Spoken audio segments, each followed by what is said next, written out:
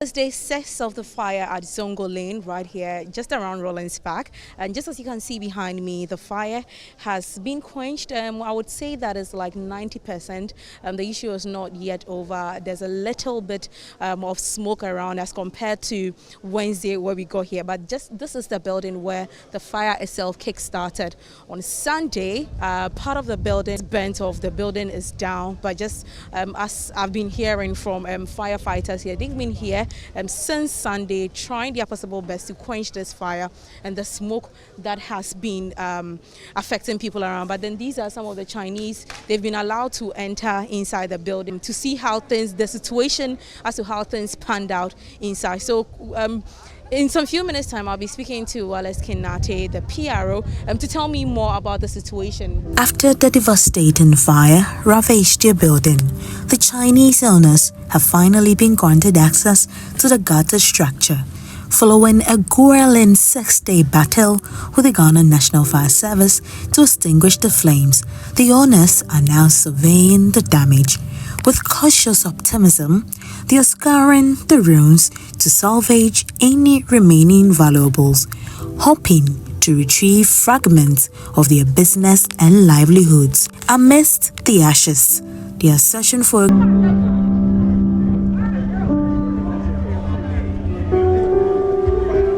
The PRO of the Ghana National Fire Service, Alex Kinate, made quite a shocking revelation. He said there was inadequate access to the building, resulting in delayed intervention. He cautions property owners and developers to prioritize easy passage and exit routes in their building designs, ensuring rapid evacuation and swift firefighter access in the event of fire. So you realize that, you see, people build without recourse to emergency services. Yeah. Look at this building. Imagine there's a fire at the top floor. You being a layman, how would you even be able to even get there to be able to fight the fire? Look at this side. There's no wall. Yeah. There's no wall. So if we have to even fight a fire here, we would have a similar situation on our hands. Look at the little windows they've left. How would you be able to even use that place as an alternative way to fight fire? You see, so when fires happen and we spend longer, not because we enjoy staying at fire scenes. Well, usually, most of them would also say that they are trying to prevent theft and other people invading into their houses. But imagine with this particular building that got burnt, for instance, if a thief had probably come here, we wouldn't even be talking right now, because the thief couldn't have taken everything. But the fire came, it has taken everything, and it has even broken down the building. Yeah. So which one would you be scared more of? You know, so I would say it's misplaced priorities. A build like nothing over here, no windows, everything just like that. So are you suggesting that? And I think that when these buildings are put up, there should be people who would be put in charge to come and ensure that when in case anything happens, there'll be easy accessibility into these buildings. What do you say about this? So you see, when buildings like this have to be built, they have to bring drawings to the fire service for us to make inputs. But sometimes, I don't know, maybe people are able to find ways around the system and, you know, bypass the system. And then when there's fire, they tend to blame fire service.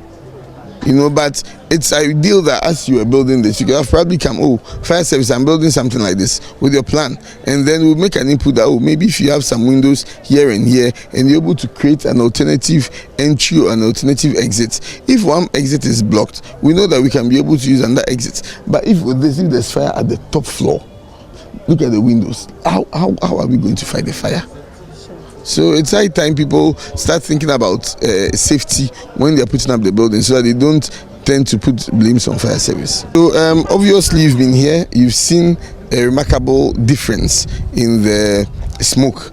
You know, and all you see right now is white smoke, meaning that it's out of danger at the moment. And I wouldn't want to jump the gun or be excited to say it's finally extinguished, but as part of the extinguishing process, we do what we call overhauling and salvaging, where we go in to see what is not damaged and then salvage what we can, and then it helps with the investigation and then helps to make sure that there's no room for reignition.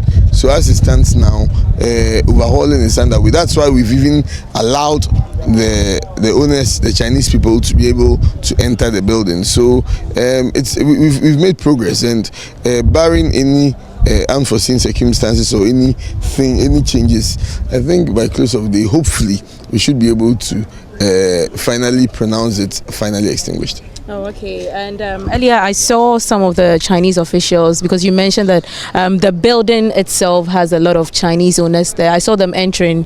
What are they going in there to do? Well, obviously they want to assess for themselves the extent of damage and what can be salvaged. Obviously, because it's a multinational company, I'm sure some of their money they keep it over there. So it's just to see, and we also we as a service, we are transparent, so we want to give them room to be able to assess for themselves what has happened, and that is even a good sign to show that truly we've been able to really bring the fire under control, to be able to allow them to get that close. So yes, so far we've achieved our aim, isolating the fire from spreading to the unaffected areas, one, and also the fact that we've been able to prevent any casualty whatsoever. It's a win. So far so good. It's taking a bit longer, but then I was even coming to that, because that's the question on a lot of minds. It took 6, well, officially it's not yet over because it's still day 6, the day is not over, but what took so long? A lot of Ghanaians have been asking, what took so long to quench out this fire? You see, it's better late than having a casualty.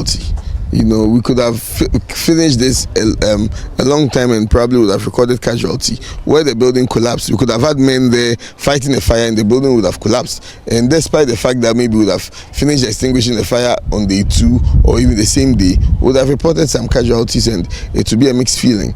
I already showed you the accessibility issue that curtailed our movement. Ideally, we were supposed to be able to take our tenders closer to be able to get the water in, but we couldn't. People have also blocked their windows so much that water is not even able to get in.